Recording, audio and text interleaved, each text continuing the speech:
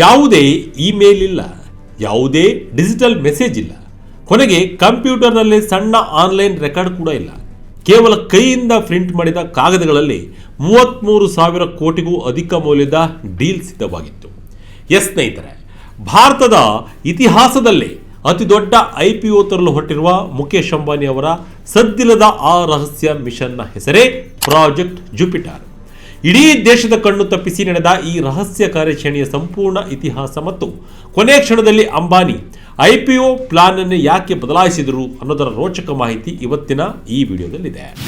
ಮಹಾ IPOಗಾಗಿ ಮುಖೇಶ್ ಅಂಬಾನಿ ಪ್ರಾಜೆಕ್ಟ್. ವೀಕ್ಷಕರೇ, ಮೊನ್ನೆಯಷ್ಟೇ ರಿಲಯನ್ಸ್ ಇಂಡಸ್ಟ್ರೀಸ್ನ MGM ನಲ್ಲಿ ಮುಖೇಶ್ ಅಂಬಾನಿ ಅವರು ಜಿಯೋ IPO ಬರುತ್ತೆ ಅಂತ ಅನೌನ್ಸ್ ಮಾಡಿದರು. ಇದು ಭಾರತದ ಇತಿಹಾಸದಲ್ಲಿ ಅತಿ ದೊಡ್ಡ IPO ಆಗೋದು ಪಕ್ಕ. ಈ ಮೂಲಕ ಭಾರತದ ಷೇರು ಮಾರುಕಟ್ಟೆಯಲ್ಲಿ ಒಂದು ಹೊಸ ಹಿಸ್ಟರಿ ಕ್ರಿಯೇಟ್ ಆಗೋಕೆ ವೇದಿಕೆ ರೆಡಿಯಾಗಿದೆ. ಇದು ನಿಮಗೆಲ್ಲ ಗೊತ್ತೇ ಇದೆ. ನಾವೇ ಜಿಯೋ ಇನಿಷಿಯಲ್ ಪಬ್ಲಿಕ್ ಆಫರಿಂಗ್ ಬಗ್ಗೆ ವಿಡಿಯೋನು ಕೂಡ ಮಾಡಿದ್ದೇವೆ. ಇವತ್ತಿನ ಈ ವಿಡಿಯೋದಲ್ಲಿ ಜಿಯೋ IPO ಘೋಷಣೆ ಬಗ್ಗೆ ನಾವು ಮಾತನಾಡ್ತಿಲ್ಲ. ಅದರ ಬದಲಿಗೆ ಈ ಮಹಾ IPO ಹಿಂದೆ ಕಳೆದ 1 ವರ್ಷದಿಂದ ಅತ್ಯಂತ ರಹಸ್ಯವಾದ ಮಿಷನ್ ನಡೀತಾ ಇತ್ತು.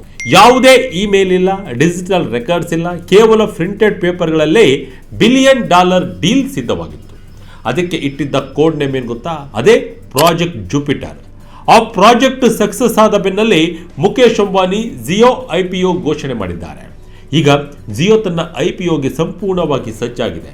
ಇವತ್ತಿನ ವಿಡಿಯೋದಲ್ಲಿ ನಾವು ಮುಖೇಶ್ ಅಂಬಾನಿ ಅವರ ಈ ಸೀಕ್ರೆಟ್ ಮಿಷನ್ ಪ್ರಾಜೆಕ್ಟ್ ಜುಪಿಟರ್ ಅಂದರೆ ಏನು, ಈ IPOಗೆ ಇಷ್ಟೊಂದು ಸೀಕ್ರೆಸಿಯನ್ನ ಯಾಕೆ ಕಾಪಾಡ್ಕೊಳ್ತಾ ಇದ್ದಾರೆ, ಸೆಬಿ ನಿಯಮದಲ್ಲಿ ಅದರ ಬದಲಾವಣೆಗಳೇನು, ಕೊನೆ ಕ್ಷಣದಲ್ಲಿ ಅಂಬಾನಿ ಜಿಯೋ IPO ಸ್ಟ್ರಕ್ಚರ್ ಅನ್ನು ಯಾಕೆ ಚೇಂಜ್ ಮಾಡಿದರು ಅನ್ನೋದನ್ನ ಪಾಯಿಂಟ್ ಟು ಪಾಯಿಂಟ್ ತುಂಬ ನೋಡ್ತಾ ಹೋಗೋಣ ಬನ್ನಿ.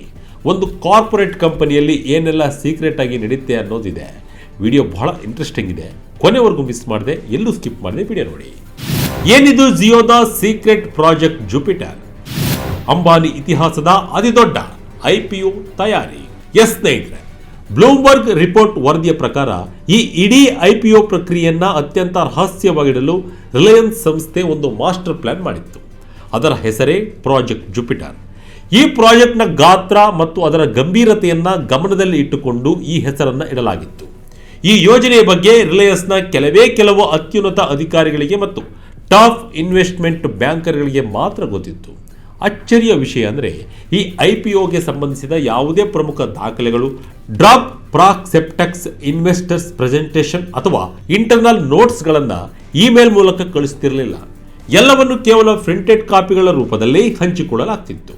ಯಾಕೆಂದರೆ ಯಾವುದೇ ರೀತಿಯ ಡಿಜಿಟಲ್ ರೆಕಾರ್ಡ್ಸ್ ಕ್ರಿಯೇಟ್ ಆಗಬಾರ್ದು ಮತ್ತು ಇನ್ಫಾರ್ಮೇಶನ್ ಲೀಕ್ ಆಗಬಾರ್ದು ಅನ್ನೋದು ಅವರ ಉದ್ದೇಶ ಆಗಿತ್ತು. ಕೊನೆಗೆ ಅಕ್ಟೋಬರ್ ತಿಂಗಳಲ್ಲಿ ರಿಲಯನ್ಸ್ ಈ ಪ್ರಾಜೆಕ್ಟ್ ಜುಪಿಟರ್ ಅನ್ನ ಅಧಿಕೃತವಾಗಿ ಜಾರಿಗೆ ತಂತು.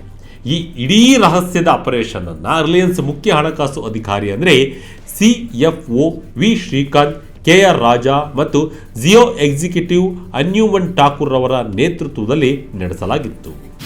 ಸದ್ದಿಲ್ಲದೆ ಕೆಲಸ ಆರಂಭಿಸಿದ ಬ್ಯಾಂಕರ್ಗಳು. ಡಿಸೆಂಬರ್ನಲ್ಲಿ ಸಿಕ್ತು ಅಫಿಷಿಯಲ್ ಆರ್ಡರ್. ಸ್ನೇಹಿತರೆ, ಈ ಪ್ರಾಜೆಕ್ಟ್ ಜುಪಿಟರ್ನಲ್ಲಿ ಮೊದಲು ಭಾಗಿಯಾಗಿದ್ದು ಕೋಟೆಕ್ ಮಹೀಂದ್ರಾ ಕ್ಯಾಪಿಟಲ್ ಮತ್ತು ಮೋರ್ಗನ್ ಸ್ಟ್ಯಾನ್ಲಿ ಬ್ಯಾಂಕ್ಗಳು. ಈ ಬ್ಯಾಂಕ್ಗಳು ಡಿಸೆಂಬರ್ಗೂ ಮುನ್ನವೇ ರಹಸ್ಯವಾಗಿ IPO ಕೆಲಸಗಳನ್ನ ಶುರು ಮಾಡಿದ್ರೂ ಕೂಡ ಇವರನ್ನ ಅಧಿಕೃತವಾಗಿ ನೇಮಕ ಮಾಡಿದ್ದು ಮಾತ್ರ ಡಿಸೆಂಬರ್ನಲ್ಲಿ. ಈ ರೀತಿಯ ಅಪರೂಪದ ವ್ಯವಸ್ಥೆಯಿಂದಾಗಿ IPOನ ಫೈನಲ್ ಸ್ಟ್ರಕ್ಚರ್ ಸಿದ್ಧವಾಗುವ ಮೊದಲೇ ಈ ಬ್ಯಾಂಕರ್ಗಳಿಗೆ ಡೀಲ್ ಮೇಲೆ ಕೆಲಸ ಮಾಡಲು ಅನುಕೂಲವಾಯಿತು.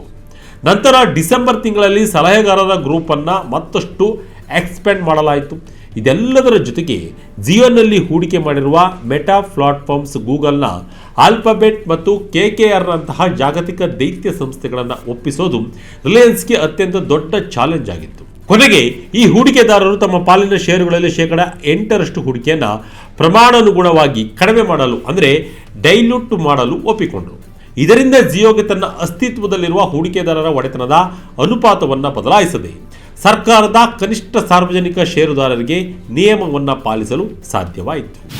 ರಿಲಯನ್ಸ್ಗೆ ಹೊರವಾದ ಸೆಬಿ ಹೊಸ ರೂಲ್ಸ್, ಮಾರುಕಟ್ಟೆಯಲ್ಲಿದ್ದ ದೊಡ್ಡ ಅಡ್ಡಿ ನಿವಾರಣೆ.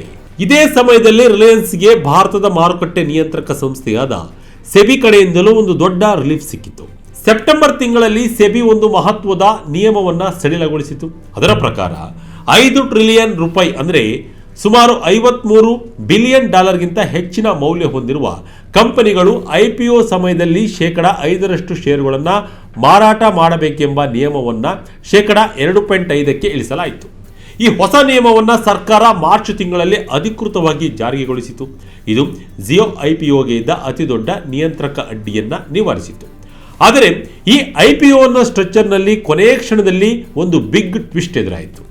ರಿಲಯನ್ಸ್ ಮೊದಲು ಜಿಯೋ IPOನ ಆಫರ್ ಫಾರ್ ಸೇಲ್ ಅಂದರೆ OFS ಮೂಲಕ ತರಲು ಪ್ಲಾನ್ ಮಾಡಿತ್ತು. ಅಂದರೆ ಜಿಯೋ ಯಾವುದೇ ಹೊಸ ಷೇರುಗಳನ್ನು ಇಶ್ಯೂ ಮಾಡದೆ ಕೇವಲ ಈಗಿರುವ ಹೂಡಿಕೆದಾರರು ತಮ್ಮ 2.8% ಷೇರುಗಳನ್ನು ಮಾರುಕಟ್ಟೆಯಲ್ಲಿ ಮಾರಾಟ ಮಾಡಲಿದ್ದಾರೆ ಎಂದು ಭಾವಿಸಲಾಗಿತ್ತು. ಆದರೆ ರೂಪಾಯಿ ಮೌಲ್ಯ ಕುಸಿತ ಹಾಗೂ ಮಾರುಕಟ್ಟೆಯ ಪರಿಸ್ಥಿತಿಯಿಂದಾಗಿ ವಿದೇಶಿ ಹೂಡಿಕೆದಾರರು ತಮ್ಮ ಡಾಲರ್ ರಿಟರ್ನ್ಸ್ ಬಗ್ಗೆ ಅಸಮಾಧಾನವನ್ನು ವ್ಯಕ್ತಪಡಿಸಿದರು. ಆಗ ರಿಲಯನ್ಸ್ ಈ ಪ್ಲಾನ್ ಅನ್ನೇ ಚೇಂಜ್ ಮಾಡಿತ್ತು. ಹೊಸ ಷೇರುಗಳ ವಿತರಣೆಗೆ ಮುಂದಾದ ಜಿಯೋ ಭಾರತದಲ್ಲಿ ಉಳಿಯಲಿದೆ $4 ಬಿಲಿಯನ್. ಹೌದು ಸ್ನೇಹಿತರೆ, ಅದೇ ಸಮಯದಲ್ಲಿ ಭಾರತ ಸರ್ಕಾರ ಕೂಡ ವಿದೇಶಿ ಬಂಡವಾಳ ದೇಶದಲ್ಲೇ ಉಳಿಯುವಂತೆ ಮಾಡಲು ಹಲವು ಕ್ರಮಗಳನ್ನು ಕೈಗೊಳ್ತಾ ಇತ್ತು. ಇದನ್ನೇ ಬಳಸಿಕೊಂಡ ರಿಲಯನ್ಸ್ ಈ ಆಫರ್ ಫಾರ್ ಸೇಲ್ ಪ್ಲಾನ್ ಕೈಬಿಟ್ಟು ಜಿಯೋ IPOನ ಸಂಪೂರ್ಣವಾಗಿ ಹೊಸ ಷೇರುಗಳ ವಿತರಣೆ ಅಂದರೆ ಫ್ರೆಶ್ ಇಶ್ಯೂ ಆಗಿ ರೀಸ್ಟ್ರಕ್ಚರ್ ಮಾಡಿತ್ತು. ಇದರಿಂದಾಗಿ IPO ಮೂಲಕ ಬರಲಿರುವ ಸುಮಾರು $4 ಬಿಲಿಯನ್ ಅಂದರೆ ಸುಮಾರು 33,000 ಕೋಟಿಗೂ ಅಧಿಕ ಹಣ ಬೇರೆಲ್ಲೂ ಹೋಗದೆ ನೇರವಾಗಿ ಜಿಯೋ ಕಂಪನಿಯ ಖಾತೆಗೆ ಬರಲಿದೆ ಮತ್ತು ಭಾರತದ ಒಳಗೆ ಇರಲಿದೆ. ಕೊನೆಗೂ ಜೂನ್ 19, 2026ರಂದು ಜಿಯೋ ತನ್ನ ಡ್ರಾಫ್ಟ್ ಪ್ರಾಸ್ಪೆಕ್ಟಸ್ ಅನ್ನು 19 ಸಲಹೆಗಾರರೊಂದಿಗೆ ಅಧಿಕೃತವಾಗಿ ಸಲ್ಲಿಸಿತ್ತು. ಇಲ್ಲಿ ಮತ್ತೊಂದು ಇಂಟ್ರೆಸ್ಟಿಂಗ್ ಕಾಕತಾಳೀಯ ಅಂದರೆ ಈ ಫೈಲಿಂಗ್ ನಡೆದ ದಿನಾಂಕ ಮುಖೇಶ್ ಅಂಬಾನಿ ಅವರ ಜನ್ಮ ದಿನಾಂಕದೊಂದಿಗೆ ಮ್ಯಾಚ್ ಆಗುತ್ತದೆ. ಮುಖೇಶ್ ಅಂಬಾನಿರವರು ಏಪ್ರಿಲ್ 19ರಂದು ಜನಿಸಿದರು. ಅದೇ ದಿನದಂದು ಮುಖೇಶ್ ಅಂಬಾನಿ ಜಿಯೋ IPOವನ್ನು ಘೋಷಣೆ ಮಾಡಿದ್ದಾರೆ. 2006ರ ಬಳಿಕ ರಿಲಯನ್ಸ್ನ ಅತಿದೊಡ್ಡ IPO. ಇಲ್ಲಿದೆ ಜಿಯೋ IPOನ ಕಂಪ್ಲೀಟ್ ಡೀಟೇಲ್ಸ್. ಇನ್ನು ಜಿಯೋ IPOನ ವಿಶೇಷತೆಗಳ ಬಗ್ಗೆ ಹೇಳಬೇಕಂದ್ರೆ 2006ರಲ್ಲಿ ರಿಲಯನ್ಸ್ ಪೆಟ್ರೋಲಿಯಂ IPO ಬಂದ ನಂತರ ರಿಲಯನ್ಸ್ ಗ್ರೂಪ್ ತರುತ್ತಿರುವ ಮೊದಲ IPO ಇದಾಗಿದೆ. ಈ IPOನಲ್ಲಿ ಜಿಯೋ ತಲಾ ₹10 ಮುಖಬೆಲೆಯ ಒಟ್ಟು 27 ಕೋಟಿ ಇಕ್ವಿಟಿ ಷೇರುಗಳನ್ನು ಬಿಡುಗಡೆ ಮಾಡಲಿದೆ. ಇದು ಜಿಯೋದ ಒಟ್ಟು ಷೇರುಗಳಲ್ಲಿ ಸುಮಾರು 2.9% ಆಗುತ್ತದೆ. ಇದು ಸೆಬಿಯ ಹೊಸ ನಿಯಮಗಳಿಗೆ ಪೂರಕವಾಗಿದೆ. ರಿಲಯನ್ಸ್ ಇಂಡಸ್ಟ್ರೀಸ್ ಸದ್ಯ ಜಿಯೋನಲ್ಲಿ 66% ಪಾಲನ್ನು ಹೊಂದಿದೆ. ಇನ್ನುಳಿದ ಭಾಗವನ್ನು ಗೂಗಲ್, ಮೆಟಾ ಮತ್ತು ಅಬುಧಾಬಿ ಇನ್ವೆಸ್ಟ್ಮೆಂಟ್ ಅಥಾರಿಟಿಯಂತಹ ಜಾಗತಿಕ ಹೂಡಿಕೆದಾರರು ಹೊಂದಿದ್ದಾರೆ. ಜಿಯೋ ಪ್ಲಾಟ್ಫಾರ್ಮ್ಸ್ನ ಒಟ್ಟು ವ್ಯಾಲ್ಯೂಯೇಷನ್ ಸುಮಾರು $100 ಬಿಲಿಯನ್ ಅಧಿಕ ಇರಬಹುದು ಎಂದು ಅಂದಾಜಿಸಲಾಗಿದೆ. ಒಂದು ವೇಳೆ ಇದು ನಿಜವಾದರೆ ಜಿಯೋ ಭಾರತದ ಅತ್ಯಂತ ಮೌಲ್ಯಯುತ ಕಂಪನಿಗಳಲ್ಲಿ ಒಂದಾಗುವುದಲ್ಲದೆ ಜಗತ್ತಿನ ಅತಿದೊಡ್ಡ ಟೆಲಿಕಾಂ ಕಂಪನಿಗಳ ಸಾಲಿಗೆ ಸೇರಲಿದೆ. ಜನರು ಕೂಡ ಅತ್ಯಂತ ಮೌಲ್ಯಯುತ ಕಂಪನಿಗಳಲ್ಲಿ ಷೇರುದಾರರಾಗಲಿದ್ದಾರೆ. ಇನ್ನು ಇದರ ಜೊತೆ ನ್ಯಾಷನಲ್ ಸ್ಟಾಕ್ ಎಕ್ಸ್ಚೇಂಜ್ನ IPO ಕೂಡ ಬರಲಿದ್ದು ಇದು ದೊಡ್ಡ ಇನಿಷಿಯಲ್ ಪಬ್ಲಿಕ್ ಆಫರಿಂಗ್ನ ನೀಡುತ್ತಿದೆ. ಮುಂದೆ ಭಾರತದ ಷೇರು ಮಾರುಕಟ್ಟೆಯಲ್ಲಿ IPO ಹಬ್ಬವೇ ಶುರುವಾಗಲಿದೆ. ಒಟ್ಟಿನಲ್ಲಿ ಮುಖೇಶ್ ಅಂಬಾನಿ ಅವರು ರಿಲಯನ್ಸ್ನ ವಾರ್ಷಿಕ ಸಭೆಯಲ್ಲಿ ಮಾತನಾಡುತ್ತಾ ಇದು ನನಗೆ ಇಡೀ ರಿಲಯನ್ಸ್ ಕುಟುಂಬಕ್ಕೆ ಮತ್ತು ಕೋಟ್ಯಾಂತರ ಷೇರುದಾರರಿಗೆ ಅತ್ಯಂತ ಎಮೋಷನಲ್ ಮೂಮೆಂಟ್ ಎಂದಿದ್ದಾರೆ. ಅಷ್ಟೇ ಅಲ್ಲದೆ ಈ ಮಹತ್ವದ IPO ಪ್ರಕ್ರಿಯೆಯನ್ನು ಅವರ ಮಕ್ಕಳಾದ ಆಕಾಶ್, ಇಶಾ ಮತ್ತು ಅನಂತ್ ಅಂಬಾನಿ ಮುನ್ನಡೆಸುತ್ತಿದ್ದಾರೆ ಎಂದು ತಿಳಿಸಿದ್ದಾರೆ.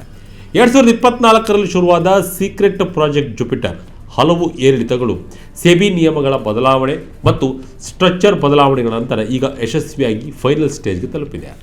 ಜಿಯೋದ ಈ ಹೊಸ ಮೈಲಿಗಲ್ಲು ಭಾರತದ ಷೇರು ಮಾರುಕಟ್ಟೆಯಲ್ಲಿ ಹೊಸ ಕ್ರಾಂತಿಯನ್ನು ಸೃಷ್ಟಿ ಮಾಡುವುದರಲ್ಲಿ ಯಾವುದೇ ಅನುಮಾನವಿಲ್ಲ. ಈ ಬೃಹತ್ IPO ಯಾರ್ಯಾರಿಗೆ ಸಿಗುತ್ತದೆ ಎಂಬುದನ್ನು ಕಾದು ನೋಡಬೇಕಿದೆ. ಜಿಯೋದ ಈ ಪ್ರಾಜೆಕ್ಟ್ ಜುಪಿಟರ್ ಮಿಷನ್ ಬಗ್ಗೆ ನಿಮಗೆ ಏನನ್ಸುತ್ತೆ?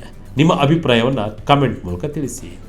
ಇದಾಗಿತ್ತು ಈ ಕ್ಷಣದ ಇಂಟ್ರೆಸ್ಟಿಂಗ್ ಸ್ಟೋರಿ. ಇದೇ ರೀತಿ ಸ್ಟೋರಿಗಾಗಿ Vijaya Karnataka website, YouTube page, Facebook page follow ಮಾಡ್ತಾ ಇರಿ. ಧನ್ಯವಾದಗಳು.